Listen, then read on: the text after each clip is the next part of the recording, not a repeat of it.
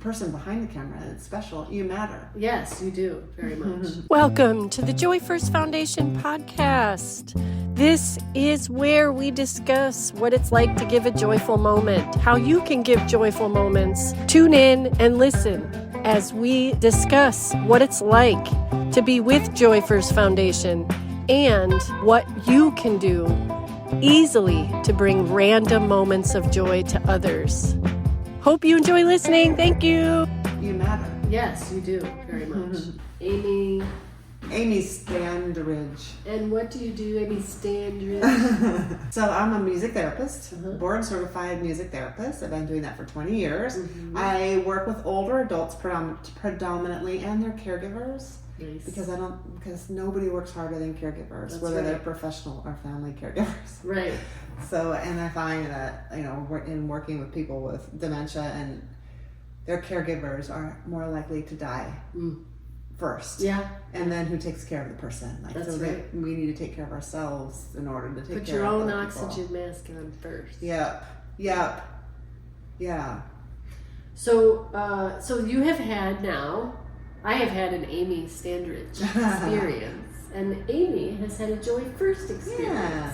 So let's talk. We went to 2 senior centers, well, sort of. Yeah. 2 groups. 2 groups in the senior center, and you were doing primarily what you always do, and then I plugged in just a little bit, and that was very different from what we did after that. So let's start there. Okay. Any specific thoughts about Joy First? In terms of this morning or just in general? Yeah, with your seniors. With the seniors. Well, it would be interesting if I had a different kind of group because we have a lot of joy and laughter together anyway. Yes. So we're already primed for it. Yeah. But it was interesting to watch them respond to a different modality because not all we do, but we do a lot of singing. And of course we talk and joke and, Right. And reminisce and answer questions and stuff, but that's all right. But we don't do laughter yoga and, I don't usually have lots of props. And I thought it was cool. Like people responded well to the stickers and even one of the ladies, hers didn't have enough stickum. She wanted another one. That was important to her. Yep. And the way you would, show them the sticker and so they know it's a happy face because, what is it anyway? And some people get all ability levels, so people responded to that differently. Yeah. And And some people don't want to be touched. Mm-hmm. So putting a sticker on someone is like this approach of, is that going to be okay with you? Yeah. Yeah. Yeah, and I don't know if, in that group was assisted living and not memory care, but when Alzheimer's and I don't know about other dementias too, but when Alzheimer's progresses, people lose a lot of their peripheral vision. And so if you don't come straight from the front, they won't see you or you might startle them. But when you put a sticker on somebody, you're coming to them from the front, so it's not like you're reaching behind. But anyway, it's kind of that was good. I didn't know about the peripheral vision. That's interesting. Yeah, and that group wasn't memory care, so they don't necessarily. Well, I think, and I've dealt with every Alzheimer's patient that I've clowned for. I think I've been straight on because I don't know. I think I would have noticed if I startled. But that's good information. And then we went to PetSmart, and we had an experience there. Yeah. And that felt important, but I think what we did after was more important. Yeah. But PetSmart was fun as a new experience, a new experiment. It was interesting. It was interesting for me because I was really just a bystander, and because I don't do the same kind of work that you do. Like I feel like when I meet somebody at the store, like a checkout person, I'm always interested in compliments and thank you and being gracious, but not in the same way as you. So it felt a little bit awkward for me because it wasn't really my thing to start out with, whatever. But that's normal. That's normal. Everybody. Yeah, but it wasn't like you weren't going to be like, hey, come over here and kiss someone right in the mouth, No. But I was also surprised that, I guess I was thinking when you go out and you set out to do something, one may look for the kind of person I think would respond, but you tried everybody. Yeah. And some of the people who I thought maybe would be like, no thanks, were really interested and were really communicative, and that was cool. Yeah. So and I just follow impulse. I follow nothing about what somebody looks like. Yeah. It's my gut says that one. Yeah. And then I just follow it. I don't even think about it. I don't even doubt it. I just go. And then have this usually amazing. We had a vet. Yeah. We had a vet cool. who was incredible. One of the last people was so grateful that we took a minute and told us about his PTSD and said that he struggles, and those are the kinds of things that happen when I get these impulses and share them with people that I love, like you, to be able to see what happens in these moments and why this has been so much, why people keep saying everybody needs this, keep going, you can't stop, it's doing something. And I say, and it's reciprocal. So when I'm sitting there with that vet in front of me, and I'm having this open heart moment, and he starts to open and tell me things, this is where I talk about that electromagnetic stuff happening, where I think our hearts are meeting like here, and that we're having this whole other experience going on there, which is interesting and fascinating. And someday, wouldn't it be fun to like try and get a visual of that from some kind of digital scan something? Yeah. I think that would be really cool to see what happens. I feel like I know somebody who does art like that, and maybe they have a vision for things that other people don't see, and they draw. I don't remember who that was. And I was also kind of surprised that most people were like, sure, take a picture. Yeah. Like, I was kind of thinking, what's she going to do with the picture? Like, that, my brain, because I'm an overthinker, might go, I'm not going to let you take a picture with me. What if you put it, on the internet and put me on Cindy Crawford? Well, put me on Cindy Crawford's body. That'd be fine. Well, and what I do is I say, these items I'm giving you were donated. So can I take your picture to show the donors that I'm doing my job? Yeah. And most 99% that makes sense. say, oh yeah, go ahead. And they know I'm going to put it on social media. I haven't had a complaint. I haven't done anything wrong. And then we went to the park, and that was so fun because you broke out you did which is the ukulele and music. Yeah. And I really enjoyed the duet with the kazoo and the ukulele. I will say, I could probably do that all day long. Yeah. And random people. Tried to get everybody that walked past us. I got one no, which is the second no in 2 years or whatever. Yeah. And it was interesting because it was like I don't think, right? So I put the Joy First card like in the door. He couldn't close the door. Yeah. But I was like, you can't close that door. You can't say no because you don't know what you're saying no to. Yeah. But I let it go. Yeah. And I like that was special to me because I feel like music gives energy to things, and I think it draws people, and so it might sort of make the situation less, not awkward, but it is awkward. It is awkward. Right? Can I give you something? What? You know, I mean, I think we're naturally these days suspicious people. Like if someone came up to me at a store and said, "Can I give you something?" I don't know if I'd be like, "Sure." I probably have the same reaction that I see a lot. What are you doing? What do you mean? What do you want? And that's, so that's where the approach is important. And I have people asking, they want to be trained and they want to be trainers for Joy First ambassadors. And from my experience in the last 2 years, the most important thing is helping people to, number one, feel comfortable to approach strangers. And then know how to approach the stranger so they're receptive for what you're giving. And how does that work? Because the feedback I keep hearing is people are uncomfortable. This is really hard for them. They just feel a sense of danger approaching strangers. Yeah. And it's not stranger danger that way. It's adults being, feeling fearful about what could happen if they approach somebody. And I think the key is that, excuse me, my burp. I think the key is to approach with love and just have that be the primary thought, feeling, frequency being shared. Yeah. But we had some really good. We had a couple ladies that were Jehovah's Witnesses, which that was super interesting. And then we had a couple ladies that were incredibly grateful, and this couple that just came over and chatted for a minute and said, "Thank you so much." And he was a vet. He was a Desert Storm vet.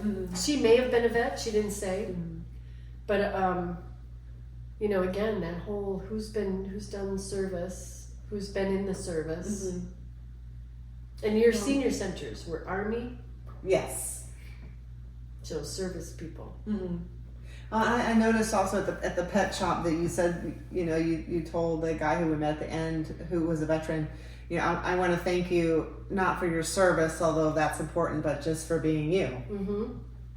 Yeah, because a lot of people, I've heard from a lot of vets, they don't like to be thanked for their service because in some cases it was a necessity to get out of their house. It was a necessity to get out of jail. You know, and whatever patterns they had going on, they ended up having to join the service. It wasn't because they necessarily wanted to go to war. See. You know? Yeah. And so, and then the trauma that came out of it is really like, don't thank me for that. That was horrible. I'll never be able to overcome that, or whatever their feelings are. I like that, and I'll use that because I always like to thank people for their service, because I did my internship at a VA hospital, and I was married to the Navy, and I just genuinely feel like that's a real sacrifice. But like you said, you know, the sacrifice, you don't know why the sacrifice or whatever. Right. So thank you for, like you say sometimes, thank you for returning, thank you for coming to work, you know. Thanks for coming back. I mean, and Vietnam vets, I'm giving you the thank you that you never got, because Vietnam vets got spit on and stuff when they came back. It was horrible.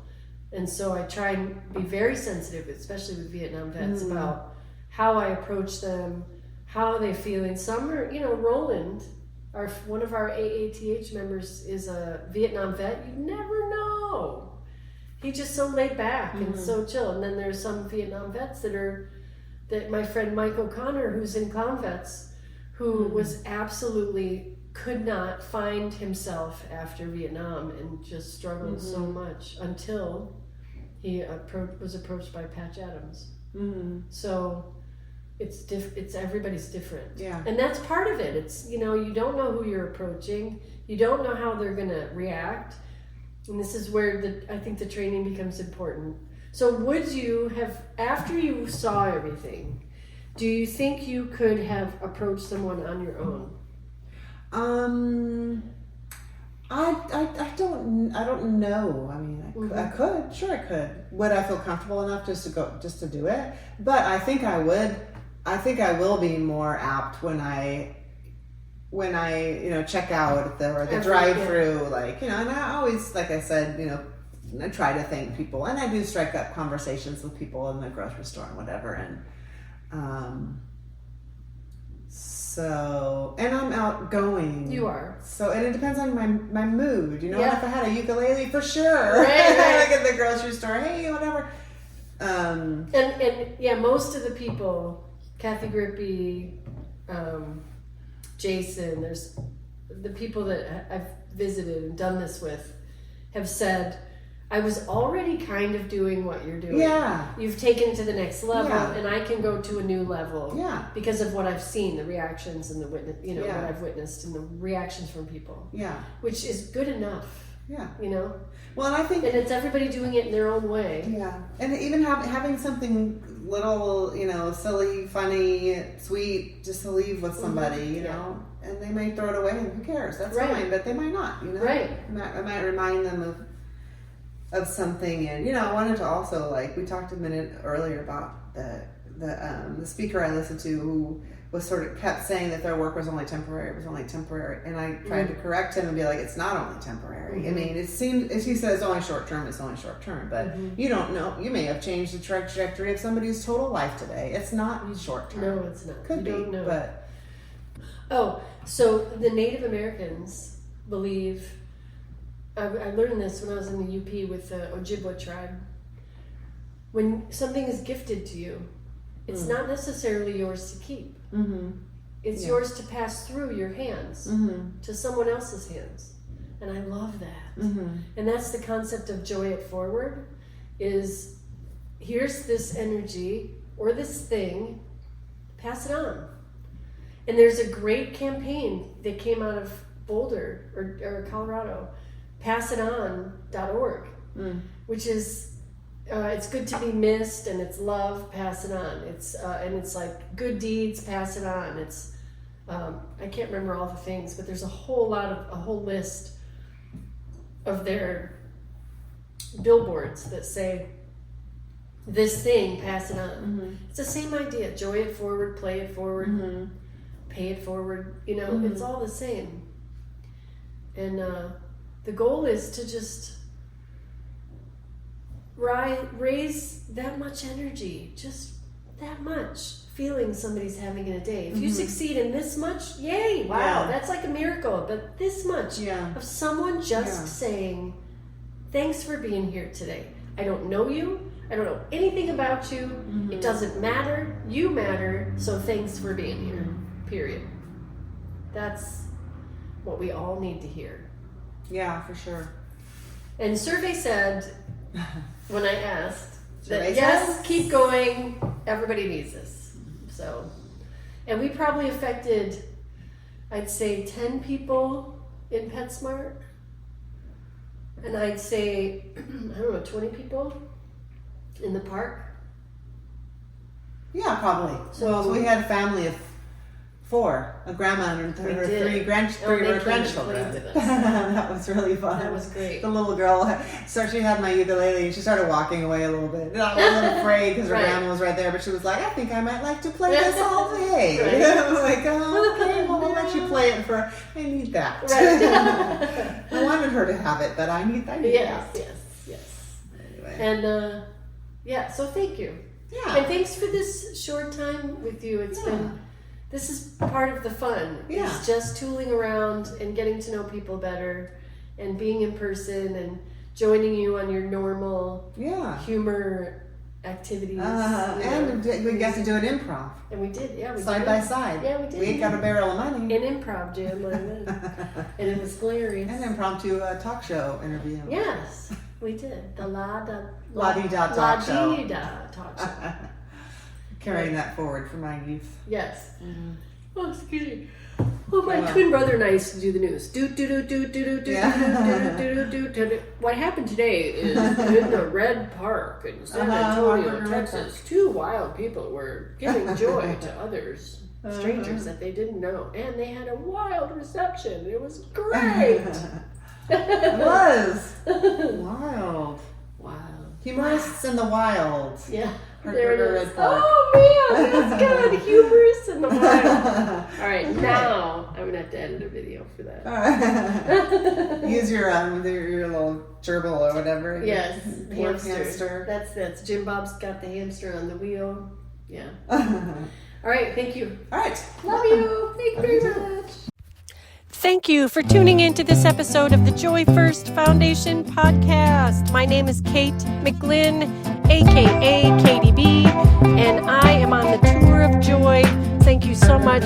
Keep your eyes out for the next episode. There will be more and more joy. Have a great day. Have a joyful day. And don't forget to spread kindness everywhere you go.